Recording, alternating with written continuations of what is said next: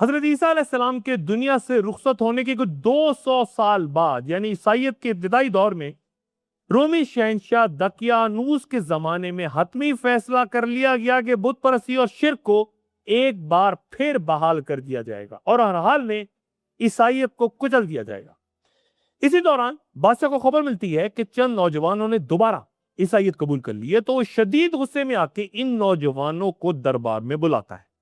اور انہیں سخت ترین سزا دینے سے پہلے ایک موقع سوچنے کا چند روز کی صورت دیتا اور کہتا ہے کہ وہ خوب غور کر لیں یہ نوجوان اور پھر دربار میں واپس آ کر اپنے گناہوں کی معافی مانگیں۔ دربار سے نکلنے کے بعد یہ خوفزدہ نوجوان ہے آپس میں مشورہ کرتے ہیں کہ کیا کریں اور خاموشی سے اس کے بعد کسی خفیہ مقام پہ چلے جاتے ہیں تاکہ بادشاہ کے غضب سے محفوظ ہو کے عبادت کر سکیں۔ فیصلہ ہوتا ہے کہ چھپنے کی بہترین جگہ ایک غار ہے اور جب وہ وہاں داخل ہوتے ہیں تو اللہ تعالیٰ ان پر نیند طاری کر دیتا ہے اور وہ خواب کی حالت میں کروٹیں بھی بدلتے رہتے ہیں۔ غار اندر سے بہت کشادہ ہے اور اس میں بہت سے سوراخ بھی ہیں جن سے تازہ ہوا اندر تو آتی ہے لیکن دھوپ اندر نہیں آ سکتی، صرف اتنی روشنی کہ وہ نہ زیادہ غار کے اندر تاریکی پھیلائے کہ کچھ نظر آ سکے اور نہ ہی اتنی تیز روشنی کہ ہر طرف روشنی اجالا رہے۔ نوجوان اندر غار میں سوتے رہتے اور ان کا وفادار کتا غار کے باہر اس طرح بیٹھا رہتا ہے کہ پہاڑوں میں اس غار کے آس پاس سے گزرنے والے لوگ ڈر کے کتے سے گھبرا کے ادھر ادھر نکل جاتے، کتے کے غرانے پہ وہ بھاگنے میں ہی اپنی عافیت سمجھتے ہیں۔ وقت گزرتا ہے، گھنٹے، دن، ہفتہ، مہینہ، سال، باہر دنیا بدل جاتی ہے، زمانہ بدلتا ہے، انقلاب آ جاتے ہیں اور شہری عیسائیت کے آغوش میں آ کر دوبارہ محفوظ ہو جاتے ہیں۔ یہ نوجوان پھر حکم الہی سے بیدار ہوتے ہیں، سرگوشیاں کرتے ہیں اور ایک دوسرے سے پوچھتے ہیں کہ کتنی دیر سوئے۔ ایک کہتا ہے کہ شاید دن کا کچھ حصہ، دوسرا کہتا ہے کہ نہیں پورا دن۔ پھر ان میں سے ایک نوجوان کہتا ہے کہ ہم میں سے کوئی ایک باہر جا کے ذرا شہر سے کھانا تو لے۔ تو یہ لوگ کچھ سکے لے کے باہر بازار کی طرف نکلتے ہیں لیکن بہت احتیاط کے ساتھ کہ کہیں پکڑے نہ جائیں، کیونکہ بادشاہ تو بہت ظالم ہے اور جسے چھپ کے یہ غار میں جا کے سوئے تھے لازماً یہ سب کو قتل کر دے گا۔ ان نوجوانوں میں سے ایک سکہ لے کے جب بازار جاتا ہے تو حیران ہو جاتا ہے کہ ایک نیا منظر، ایک نئی دنیا اس کے سامنے ہے، نئے آدمی، بالکل نیا بازار، نئی دکانیں، نئی عمارتیں، نئے طور طریقے۔ ڈرتے ڈرتے وہ ایک باورچی کی دکان پہ پہنچ کے اسے سامان لیتا ہے اور جب سکہ پیش کرتا ہے، قدیم سکہ، تو بات اچانک بازار میں پھیل جاتی ہے، افراتفری پھیل جاتی ہے اور لوگ گروہوں کی شکل میں اس شخص کے ارد گرد جمع ہو جاتے اس کی زیارت کے لیے اور پھر ضد کر کے اس کے ساتھ اس غار کی طرف روانہ ہوتے ہیں تاکہ اس کے دوستوں، اس کے ساتھیوں کی زیارت بھی کر سکیں۔ اہل غار جب اتنا بڑا ہجوم اپنی طرف آتے دیکھتے ہیں تو گھبرا کے کہتے ہیں کہ شاید ہم پکڑے گئے، یہ تو بادشاہ کے لوگ ہیں، سپاہی ہیں۔ لیکن پھر جب وہ لوگ پہنچتے ہیں، سارا ہجوم پہنچتا ہے تو انتہائی احترام سے ان نوجوانوں کو شہر لے کے آتا ہے کہ انہوں نے انتہائی استقامت کا مظاہرہ کرتے ہوئے عیسائیت چھوڑنے سے انکار کیا اور اب عوام کے دلوں میں ان کا انتہائی اعلیٰ مقام ہے۔ چنانچہ لوگوں نے اصرار کیا کہ ان نوجوانوں کو شہر میں کوئی ایسا بڑا کردار ادا کرنا چاہیے کہ وہ عوام کو اپنی قیادت سے کوئی فائدہ پہنچائیں، وہاں حکومت کریں، رہنمائی کے فرائض سنبھالیں۔ لیکن یہ نوجوان کسی بھی صورت آمادہ نہیں ہوتے اور اپنی زندگی کا باقی حصہ اسی غار میں جا کے گزارتے۔ حضرت عبداللہ بن عباس رضی اللہ عنہ سے روایت ہے کہ قریش نے مدینہ کے یہودیوں سے کہا کہ وہ دین موسوی کے چند ایسے سوالات بتائیں جو رسول اللہ صلی اللہ علیہ وسلم سے پوچھ کے ان کا امتحان لے سکیں۔ تو یہودیوں نے قریش سے کہا کہ رسول اللہ صلی اللہ علیہ وسلم سے 3 امور کے بارے میں دریافت کریں: حساب کہف، ذوالقرنین اور روح۔ اور پھر ان نوجوانوں کا قصہ جو میں نے بیان کیا قرآن شریف میں یہ حساب کہف کہلائے۔ سورہ کہف میں ان کا بیان کرتے ہوئے ان کو حساب کہف اور رقیم کہا گیا۔ کہف کے معنی ہے وسیع غار، لیکن رقیم اس کا کیا مطلب ہے، اس پہ کچھ اختلاف ہے۔ چند علماء رقیم سے مراد کچھ لکھی ہوئی شے، جبکہ کچھ کے نزدیک یہ وہ پہاڑی تھی جس غار میں یہ لوگ مقیم تھے، یا پھر اس وادی کا نام جس کے کھنڈات ایشیائی کوچک کے شہر ایفیسس کے نزدیک پائے جاتے ہیں، ترکی کی بندرگاہ ازمیر سے کچھ 60 کلومیٹر جنوب میں۔ یہاں डायना देवी का मंदिर दुनिया के 7 कदीम अजूबों में शुमार होता है और यहाँ सेंट पॉल या पोलोस और सेंट जॉन यानी यूहन्ना भी मुकीम रहे। असहाब कहफ कितने नौजवान थे? इस बारे में इरशाद बारी ताला है कि कुछ लोग कहते हैं वो 3 थे और चौथा उनका कुत्ता था, और कुछ लोग कहते हैं कि वो 5 थे, छठा उनका कुत्ता था, और कुछ लोग कहते हैं कि वो 7 थे और 8वां उनका कुत्ता था। तो कह दीजिए कि मेरा रब उनकी गिनती और तादाद को बखूबी जानता है। थोड़े ही लोग उनकी सही तादाद को जानते हैं, लिहाजा आप उनसे इस बारे में झगड़ा ना करें और ना उससे कुछ पूछिए। सूरह कहफ कुरान शरीफ की उन सूरतों में से है जिनमें कई भेदों, असरार और रमूज कोशीदा। मसलन किस्सा असहाब कहफ और यकीन, हजरत मूसा अलैहिस्सलाम का इल्म हासिल करने के लिए खिजर के साथ सफर और हजरत जुल्करनैन का तज़किरा। आखिर ज़मा यानी वक्त के खात्मे की बहुत सी अलामात हमें इसी सूरह मुबारका सूरह कहफ में मिलती हैं। और एक और हदीस के मुताबिक रसूल अल्लाह सल्लल्लाहु अलैहि वसल्लम ने फरमाया कि जो कोई भी दज्जाल के दौरे फितने में मौजूद हो तो वो सूरह कहफ की इब्तिदाई आयात तलावत करे। ये उसके लिए बिल्कुल वैसे ही अमन और सुकून की अलामत साबित होंगी जिस तरह आग हजरत इब्राहिम अलैहिस्सलाम के लिए सलामती और फरत बख्श बन गई थी। कि अहले तशी के मुताबिक इमाम मेहदी की विलादत हो चुकी है और वो किसी नामालूम मकाम पर गैबत कुबरा में मौजूद हैं और एक मखसूस वक्त पे वो हिक्म इलाही के बाद जाहिर रहेंगे। अहले तशी तवील अरसे तक जिंदा और रहने की मजबूत तरीन दलील असहाब कहफ से देते हैं, जो तकरीबन 300 शमसी या 309 कमरी सालों तक गार में जिंदा सोते रहे और फिर अल्लाह के हुक्म से बेदार हुए। एक गुज़री नशिस्त में यह भी बयान कर चुका हूं कि एक अरब बादशाह की मौत के बाद इमाम मेहदी मदीना मुनव्वरा से मक्का की तरफ सफर करेंगे, जहां तवाफ़ काबा के दौरान पहचाने जाने के बाद उनके हाथ पे बैत होगी और उनकी तरफ बढ़ने वाला मुसलमानों का एक लश्कर जमीन में धंस जाएगा। और यह भी बयान कर चुका हूं कि फिर इमाम मेहदी अपने साथियों के साथ मिलकर उन खूनी जंगों का आगाज करेंगे जिनके बारे में सही अहादीस में हमें यह खबर दी गई है। हजरत नाफे बिन उतबा रज़ियल्लाहु अन्हु से रवायत है कि रसूल अल्लाह सल्लल्लाहु अलैहि वसल्लम ने फरमाया कि तुम जजीरा अरब पर चढ़ाई करोगे, अल्लाह तुम्हें फतह देगा। पहले लश्कर के धंस जाने के बाद दूसरा लश्कर इमाम मेहदी के मद्दे मुकाबिल उतरेगा और कुरैश कबीले का एक शख्स सुफियानी उस दूसरे लश्कर की कयादत कर रहा होगा जिसकी ननियाल कबीला बनु हलब से होगी और वो भी इमाम मेहदी के हाथों मारा जाएगा। गालिबन ये वो दौर होगा जब कुरैश कबीला खत्म हो जाए। अरबों में सबसे पहले कबीला कुरैश खत्म हो,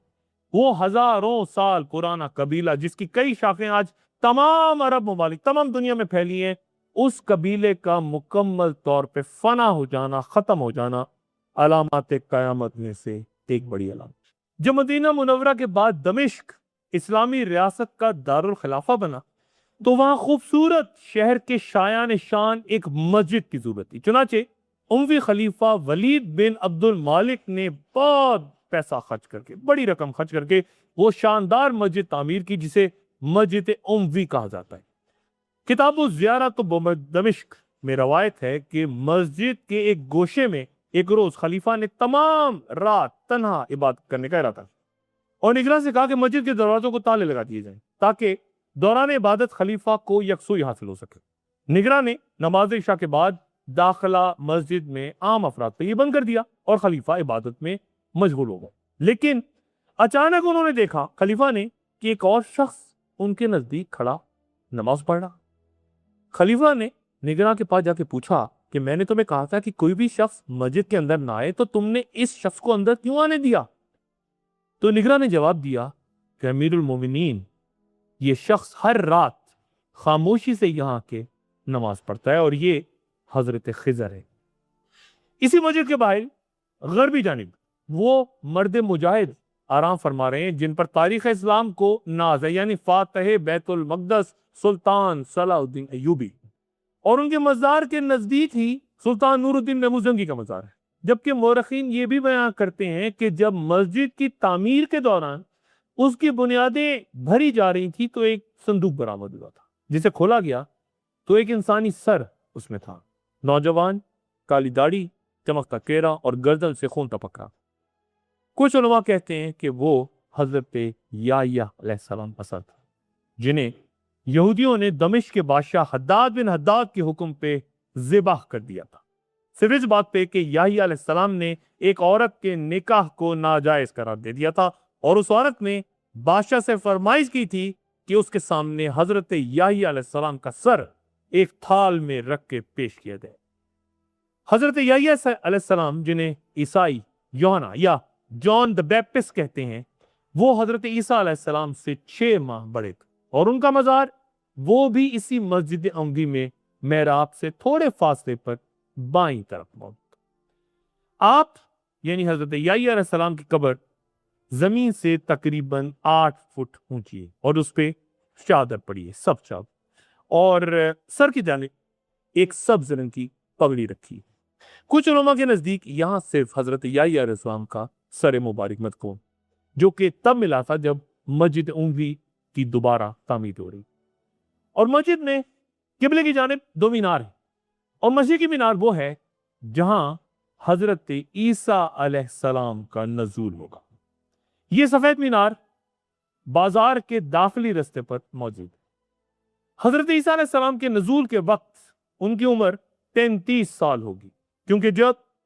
रोमी हुक्मरान के कहने पे ईसा अलैहिस्सलाम को सरेआम कोड़े लगाने के बाद शदीद तशद्दुद करते हुए पहाड़ पे ले जाया गया था और हजरत ईसा अलैहिस्सलाम सिर्फ ये दुआ करे थे कि या अल्लाह मुझे इन लोगों से बचा, और ये बनी इसराइल जिन पर लातादाद पैगंबर भेजे गए थे,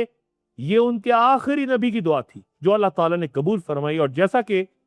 अल्लाह ताला फरमाते हैं कि हालांकि फिर वाक़े उन्होंने ना उसे यानी उन्हें कत्ल किया और ना ही सलीब पे चढ़ाया, बल्कि उनके लिए मामला मुश्तबा कर दिया। और मुसलमान उलमा का इत्तेफाक है इस बात पे कि जब हजरत ईसा अलैहिस्सलाम को सलीब तक ले जाया जा रहा था तो उनकी मुखबरी करने वाले हवारी या शागिर्द, उसकी शक्ल बिल्कुल हजरत ईसा अलैहिस्सलाम की तरह कर दी गई, सूरज दे दी गई थी उस शख्स को, और हजरत ईसा अलैहिस्सलाम को अल्लाह ताला ने आसमान पर जिंदा उठा लिया था। उस वक्त हजरत ईसा अलैहिस्सलाम की उम्र 33 साल थी और जब दोबारा वो इस मस्जिद उमवी दमिश्क के मीनार पे जलवा अफरोज होंगे तो 33 साल की उम्र है। आपकी आमद के वक्त फजर की नमाज की अकामत हो चुकी होगी और उसी मस्जिद में मौजूद इमाम मेहदी नमाज पढ़ाने के लिए आगे बढ़ चुके हैं। और तब वो अचानक पलट के हजरत ईसा अलैहिस्सलाम से मुखातिब होकर कहेंगे कि ऐ रूह अल्लाह, आगे बढ़िए और हमें नमाज पढ़ाइए। अल्लामा इब्न कसीर फरमाते हैं कि हजरत ईसा अलैहिस्सलाम जवाब देंगे कि नहीं, आप यानी इमाम मेहदी नमाज पढ़ाएं, यह अकामत आपके लिए ही कही गई। अहम सवाल ये कि तमाम अंबिया कराम में से हजरत ईसा अलैहिस्सलाम के ही दोबारा नजूल और फिर उनके नमाज से इमामत के इनकार की क्या वजह? नजूल ईसा अलैहिस्सलाम यहूदियों के उस नजरिए की तरदीद होगा कि उन्होंने हजरत ईसा अलैहिस्सलाम को कत्ल कर दिया था, और इमामत से इनकार के बारे में हजरत अल्लामा जोजी रहमतुल्लाह अलैह वज़ाहत फरमाते हैं कि अगर ईसा अलैहिस्सलाम आगे बढ़कर इमामत करें तो दिलों में ये शुबा पैदा हो सकता है कि वो दोबारा पैगंबर की हैसियत से तशरीफ लाएं या नई शरीयत के साथ सामने आए हैं। इसलिए उनकी इमाम मेहदी के पीछे मुक्तदी की हैसियत से नमाज पढ़ना जरूरी है, क्योंकि रसूल अल्लाह सल्लल्लाहु अलैहि वसल्लम फरमा चुके हैं कि उनके बाद कोई नबी नहीं आएगा, और कहीं ये हकीकत शको शुबह के गुबार से आलूदा ना हो जाए। ईसा अलैहिस्सलाम की रसूल अल्लाह सल्लल्लाहु अलैहि वसल्लम से शब मिराज दूसरे आसमान पर मुलाकात हुई थी, जहां हजरत जिब्राइल अलैहिस्सलाम ने रसूल अल्लाह सल्लल्लाहु अलैहि वसल्लम से तारुफ क्यों करवाया था कि ये ईसा अलैहिस्सलाम और याह्या अलैहिस्सलाम दोनों खालाजाद भाई हैं, या रसूल अल्लाह उन्हें सलाम कीजिए। दोनों ने सलाम का जवाब दिया था और कहा था कि मरहबा नबी सल्लल्लाहु अलैहि वसल्लम, मरहबा। ईसाइयों का अकीदा है कि सलीब का वाकया जुम्मे को पेश आया था, और चूंकि ईसा अलैहिस्सलाम ने तमाम बनी आदम के गुनाहों का कफारा अदा किया था, इसलिए ईसाई उस दिन को गुड फ्राइडे कहते हैं, और उसके फौरन बाद दोबारा जिंदा होकर अपने शागिर्दों से हजरत ईसा अलैहिस्सलाम के मिलने के त्यौहार को ईस्टर के तौर पे मनाया जाता है। रसूलुल्लाह सल्लल्लाहु अलैहि वसल्लम ने हजरत ईसा अलैहिस्सलाम के औसाफ बयान फरमाए ताकि लोगों के सामने आपका मामले वाज़ेह रहे और किसी को पहचानने में غلطی نہ ہو, کسی کو دھوکہ نہ ہو.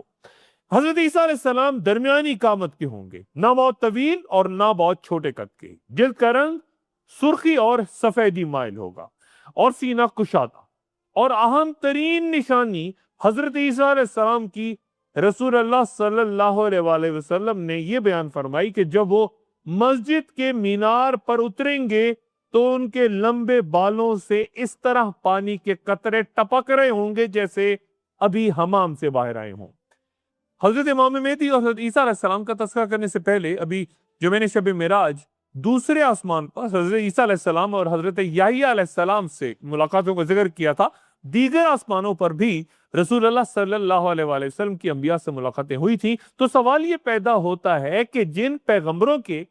دنیا میں مزار ہیں تو کیا آسمانوں پر جن پیغمبروں سے ملاقات ہوئی تھی ان میں سے اکثریت کی کیا وہاں روحیں تھیں یا وہ زندہ تھے؟ اور شب معراج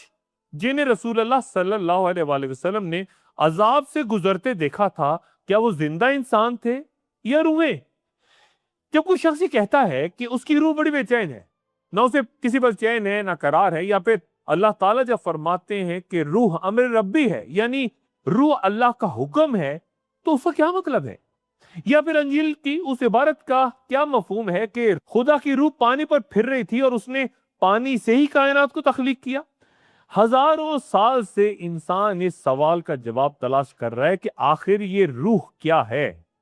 ہم اسے اپنے اندر محسوس کرتے ہیں, اسی کی وجہ سے جیتے ہیں اور اس کے نکل جانے کے بعد مر جاتے ہیں.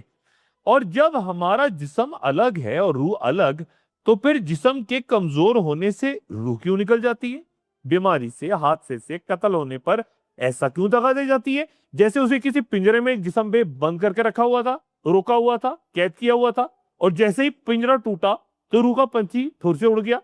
میرا تھکا ہوا زخموں سے چور بدن قبر میں کیڑوں کی خوراک بن رہا ہو اور میری روح مزے سے پرواز کر جائے, نکل جائے, یہ کیا بات ہوئی؟ وہ بچ گئی, زندہ ہے تو میں کیا ہوں؟ کیا میں وہ ہوں جو قبر میں پڑا ہوں یا وہ جو کسی اور عالم میں روح کی صورت زندہ ہوں؟ یا پھر یہ سوال کہ روح تو اللہ کے حکم سے ہے, تو پھر یہ نیک روح اور صالح روح یا پھر بدروح کا کیا ماجرا ہے؟ جب اللہ تعالیٰ ہی نیک روح پیدا کرتا ہے تو جزا اور انعام کیسی؟ اور پھر اگر بدروح بھی اللہ تعالیٰ نے ہی تخلیق کی تو پھر سزا کا مقصد کیا؟ گویا ایک معمہ ہے, نہ سمجھنے کا نہ سمجھانے کا. یہود و نصارہ لوگوں کو رسول اللہ صلی اللہ علیہ وآلہ وسلم سے بار بار روح سے متعلق سوال کرنے پر اکساتے تھے, شرارت کیا کرتے تھے. تو اللہ تعالیٰ نے قرآن کریم میں ارشاد فرمایا کہ کہہ دیجئے روح میرے رب کا امر یعنی حکم ہے, اور تمہیں یعنی انسان کو اسرار کائنات کے بارے میں جو علم دیا گیا وہ بہت تھوڑا ہے. اس کا مطلب یہ ہے کہ روح کے بارے میں ہماری تحقیق کی کوئی حیثیت نہیں, لیکن اس کے بارے میں اللہ کا حکم یا امر ربی کیا ہے, اس کو سمجھنے کی اسلام میں علماء نے بڑی کوشش کی. نہ صرف ماضی و حال بلکہ مستقبل میں آخر زمان یا اینڈ آف ٹائم کو سمجھنا اس موضوع پہ بحث کے بغیر دشوار ہے. کہ وہی تو خدا کا وہ دیا ہے جو رسول اللہ صلی اللہ علیہ وآلہ وسلم پہ آ کے ختم ہو گیا, لیکن پھر جو رابطے کا سلسلہ رہ گیا یعنی وجدان, الہام, مراقبہ, خواب, غور و خوص, عقل, وہی اس پوسٹ انٹرنیٹ دور میں جب یہ جدید ترین سائنس ہمارا ساتھ چھوڑ جائے گی, ٹیکنالوجی اپنے عروج تک پہنچ کے انسان کو زوال کی پستیوں تک دھکیل دے گی, تو پھر یہی بنیادی سوال جنہیں آج ہم اپنی تیز رفتار زندگی میں نظر انداز کر دیتے ہیں, جو کہ اصل بنیادی حقیقت ہیں جن کا ہمیں احساس نہیں, شاید یہ گفتگو ہمیں مطمئن کر سکے. کیونکہ اگلے دور میں قیامت سے پہلے یہی رابطوں کے سلسلے ہوں گے, پوسٹ انٹرنیٹ دور. اس موضوع پہ تحقیق کے دوران میں نے امام غزالی رحمۃ اللہ علیہ کے احیاء علوم سے رجوع کیا, لیکن ان کی دلیل یہ ہے کہ یہ ان بھیدوں میں سے ہے جن کو ظاہر کرنا جائز نہیں, لیکن کتاب کے اختتام میں وہ موت ایک الگ باب کے طور پہ تحریر کرتے ہیں اور قبر کے عنوان میں کہتے ہیں کہ شاید تمہارے ذہن میں آئے کہ ہم نے کئی کافروں کی قبریں کھلی دیکھی ہیں, ہمیں تو سانپ, بچھو یا کوئی عذاب ہوتا نظر نہیں آیا, کیسے عذاب قبر میں یقین کریں؟ امام غزالی 3 ممکنہ وجوہات بیان کرتے ہیں. پہلی جو زیادہ قابل فہم نظر آتی ہے وہ یہ کہ در حقیقت کافر کی قبر میں سانپ اور بچھو تو ہوتے ہیں، وہ کاٹتے ہیں لیکن نظر نہیں آتے، کیونکہ یہ عالم ملکوت کے وہ واقعات ہیں جو کہ آنکھوں سے نظر نہیں آتے۔ عالم ملکوت پر بھی بعد میں بات کروں گا۔ دوسری ممکنہ وجہ یہ کہ اس کو خواب کے انداز میں دیکھا جائے، جس طرح خواب میں انسان دیکھتا ہے کہ سانپ اسے کاٹتا ہے، کاٹنے کی تکلیف محسوس ہوتی ہے، انسان روتا بھی ہے، چلاتا بھی ہے، لیکن بستر پہ آرام سے سویا پڑا ہوتا ہے۔ اسی طرح قبر کا عذاب ہے جو مردے کو تو محسوس ہوتا ہے لیکن اوروں کو اس کی خبر نہیں ہوتی۔ تیسرا امکان، امام غزالی یہ بیان کرتے ہیں کہ مرنے کے بعد انسان کو جو روحانی تکلیفیں ہوں گی انہیں سانپ اور بچھو کے کاٹنے سے تشبیہ دی جا سکتی ہے۔ قرآن مجید روح کے بارے میں مزید بیان کرتا ہے، یہ بھی سمجھنا ضروری ہے۔ اللہ روحیں قبض فرما لیتا ہے ان کے مرتے وقت، اور جو مری نہیں ان کو بھی روکے رکھتا ہے، جن پر موت کا حکم فرما چکا ہے، اور ان دوسروں کو بھیج دیتا ہے ایک مقررہ وقت تک۔ اس آیت پہ غور فرمائیے تو پتہ چلتا ہے کہ روح کو وصول کیا جاتا ہے، ایک کو روک لیا جاتا ہے، اسے چھوڑ دیا جاتا ہے اور بھیجا جاتا ہے۔ اس آیت سے واضح ہوتا ہے کہ روح کا اس ظاہری جسم کے علاوہ بھی ایک جسم ہے اور ایک الگ مستقل وجود بھی ہے۔ پھر ارشاد باری تعالیٰ ہے کہ کاش تم ان ظالم مشرک لوگوں کو اس وقت دیکھو جب موت کی سختیوں میں مبتلا ہوں اور فرشتے ان کی طرف عذاب کے لیے ہاتھ بڑھا رہے ہوں کہ نکالو اپنی جانیں، آج تم کو ذلت کے عذاب کی سزا دی جائے گی، اس لیے کہ تم خدا پر جھوٹ بولا کرتے تھے اور اس کی آیتوں سے سرکشی کرتے تھے، اور جیسا کہ ہم نے تم کو پہلی دفعہ پیدا کیا تھا ایسا ہی آج اکیلے اکیلے ہمارے پاس آئے۔ اس آیت میں روح سے متعلق 4 باتیں واضح ہوتی ہیں۔ ایک یہ کہ فرشتے روح کو پکڑنے کے لیے ہاتھ پھیلاتے ہیں، دوسری یہ کہ روح کے نکالنے اور نکلنے کی وضاحت ہے، تیسری یہ خبر کہ کافروں کی روح موت کے وقت عذاب میں ہوتی ہے، اور چوتھی یہ کہ روح اپنے رب کی طرف چلی جاتی ہے۔ گویا یہ تمام صفات ایک جسم ہی کی ہو سکتی ہیں جو انسان کے مادی جسم کے علاوہ ہو۔ پھر ایک اور مقام پہ اللہ تعالیٰ روح کے بارے میں مزید فرماتے ہیں، اور وہی ہے جو تمہاری روح قبض کر لیتا ہے رات کو، اور وہ جانتا ہے جو کچھ تم دن میں کر چکے ہو تاکہ میعاد پوری ہو، پھر اسی جانب تمہیں لوٹ کے جانا ہے، پھر تم کو بتا دے گا جو کچھ تم کر رہے ہو، اور اپنے بندوں پر اسی کا حکم غالب ہے، اور وہ تم پر نگہباں بھیجتا ہے، یہاں تک کہ جب تم میں سے کسی کو موت آتی ہے تو ہمارے فرشتے اس کی روح طلب کر لیتے ہیں اور وہ کوتاہی نہیں کرتے۔ یہاں پہ 3 چیزوں کا روح کے بارے میں بیان ہے۔ ایک تو یہ کہ روح رات کو نیند کے وقت قبض کر لی جاتی ہے، اور پھر دن کے وقت جب نیند نہ ہو تو روح جسم میں لوٹ آتی ہے۔ تیسری یہ کہ موت کے فرشتے روح کو قبض کر کے لے جاتے ہیں۔ ایک اور مقام پر اللہ تعالیٰ روح کے بارے میں یوں ارشاد فرماتے ہیں، اے اطمینان پانے والی روح، اپنے پروردگار کی طرف لوٹ چل، تو اس سے راضی ہو، وہ تجھ سے راضی ہو، تو میرے ممتاز بندوں میں شامل ہو جا اور میری بحث میں داخل ہو جا۔ یہاں 3 نکات پہ غور فرمائیے کہ روح ایک ایسا وجود ہے جو واپس جاتا ہے، داخل ہوتا ہے، راضی بھی ہوتا ہے، گویا یہ ایک مستقل الگ وجود ہے، اور صحیح حدیث کے مطابق جو کچھ اس آیت میں کہا گیا تو اپنے رب کی طرف لوٹ جا، یہ بات فرشتہ موت کے وقت کہے۔ حضرت عمارہ بن حزیمہ رضی اللہ تعالیٰ عنہ کہتے ہیں کہ میرے والد نے خواب میں دیکھا کہ وہ رسول اللہ صلی اللہ علیہ وآلہ وسلم کی پیشانی پر سجدہ کر رہے ہیں۔ اس خواب کے بارے میں جب رسول اللہ صلی اللہ علیہ وآلہ وسلم کی خدمت میں عرض کی گئی تو آپ صلی اللہ علیہ وآلہ وسلم نے فرمایا، ان الروح اللیل کالروح، یعنی روحیں نیند میں ایک دوسرے سے ملاقات کرتی ہیں۔ حضرت طلحہ بن عبید رضی اللہ تعالیٰ عنہ نے رسول اللہ صلی اللہ علیہ وآلہ وسلم کو اپنا واقعہ سنایا کہ میں آبادی سے دور اپنے مال کے سلسلے میں گیا اور رات حضرت عبداللہ بن عمرو بن حرام رضی اللہ تعالیٰ عنہ کی قبر کے پاس گزاری تو قبر سے ایسی حسین تلاوت قرآن پاک کی آواز سنی کہ اس سے زیادہ حسین قرأت میں نے کبھی نہیں سنی تھی۔ تو آپ صلی اللہ علیہ وآلہ وسلم نے فرمایا کہ جس کی آواز میں تلاوت تم نے سنی وہ عبداللہ تھے۔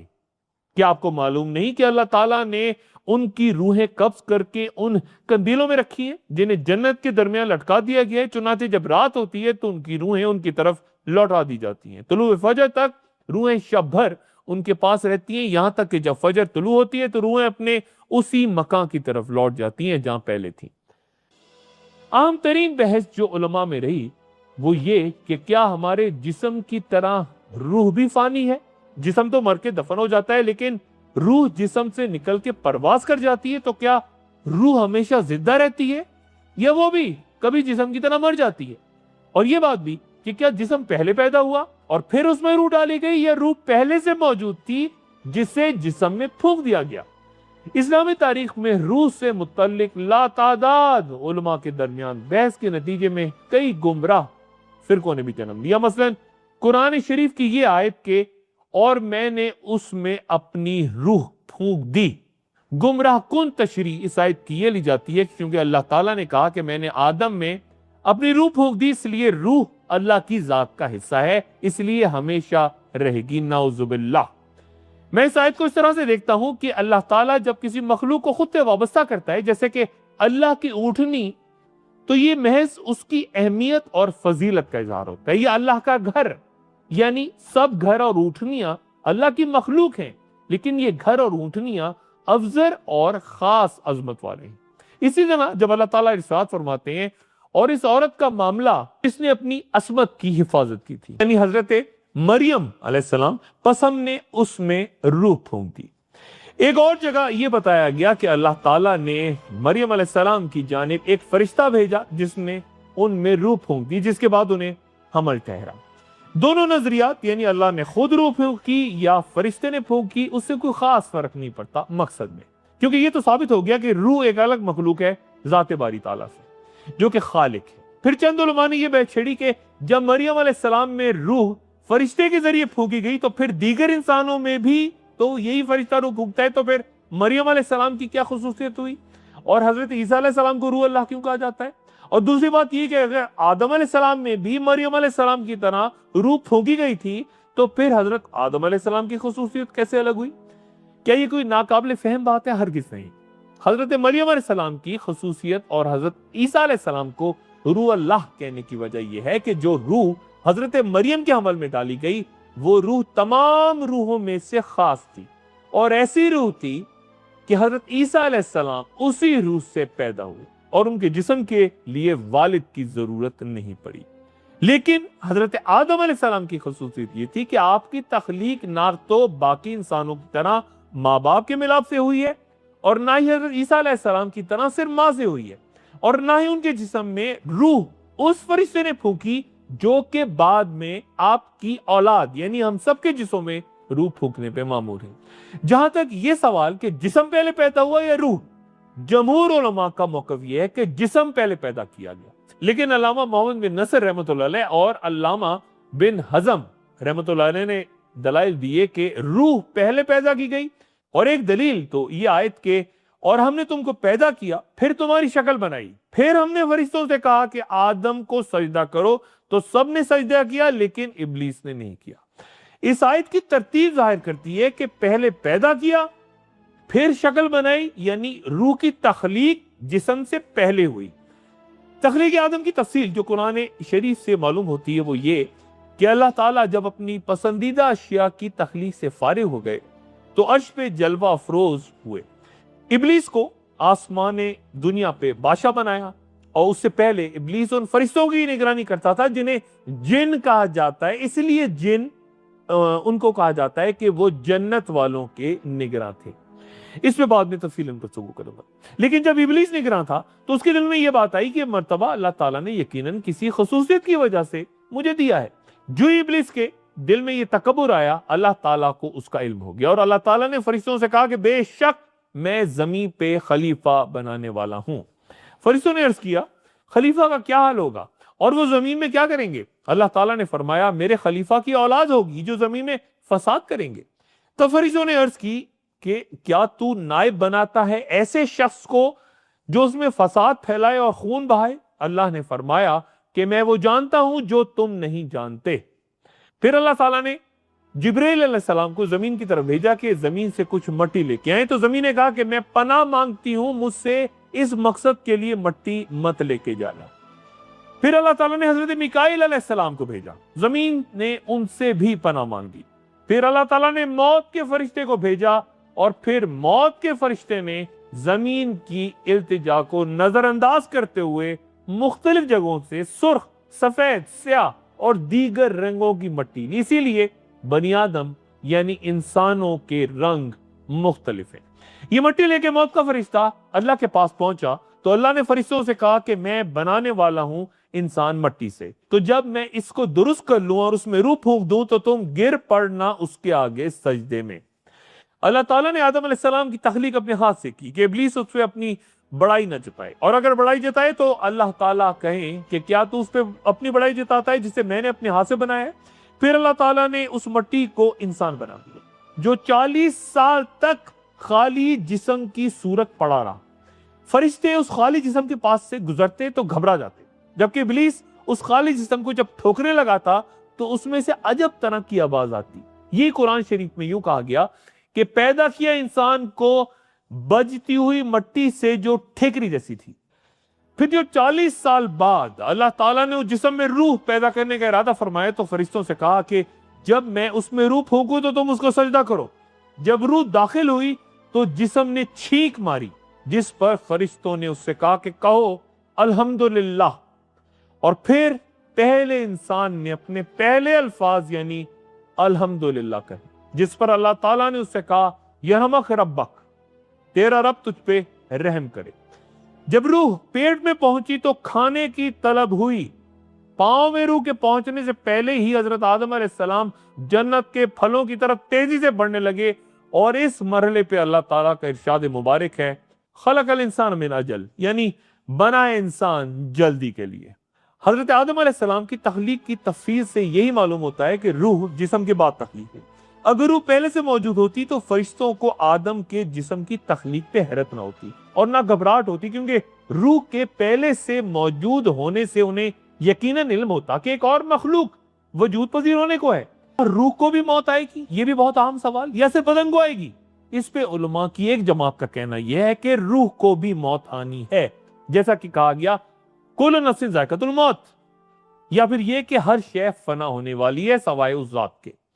جبکہ علماء کا دوسرا گروہ یہ کہتا ہے کہ روح پر موت طاری نہیں ہوگی بلکہ صرف بدن پہ طاری ہوگی، اور دلیل وہ یہ دیتے ہیں کہ اگر روح کو بھی موت آ جائے گی تو پھر وہ تمام احادیث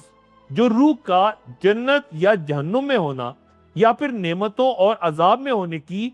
بات کرتی ہیں، ان کی وضاحت کیسے ہوگی؟ اگر روح کو موت آ گئی